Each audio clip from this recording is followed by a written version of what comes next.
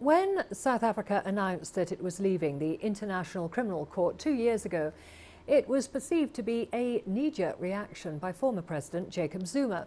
The ICC had condemned the country's failure to act on an international arrest warrant for Sudanese President Omar al-Bashir. Since then, South Africa has revoked its decision. CGTN's Angelo Coppola sat down with Doctor David Mon-yeh of the Confucius Institute at the University of Johannesburg to discuss why. So why did the Zuma government make the decision to extract themselves from the ICC initially?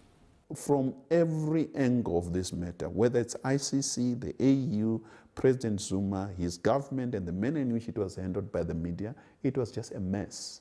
And therefore, there was this knee-jerk reaction from President Jacob Zuma and the government, and the ANC in particular, that they could just leave quite quickly. And along the way, they also made blunders. The process was not followed.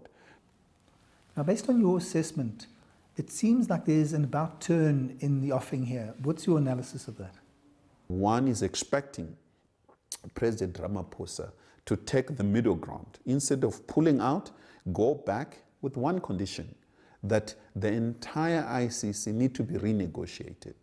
I think that is within reach. The international community, particularly members of the ICC, could not reject an view coming from South Africa that we need certain clause to be changed in a manner that it gives Africa and African head of states and African continent the dignity that it deserves. Matters need to be handled carefully and fairly, and ensure that Africa works very hard to maintain its own peace, given the fact that the bulk of global conflicts are on our continent.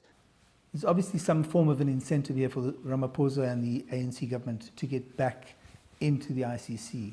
What's your analysis of those incentives that might be driving this decision?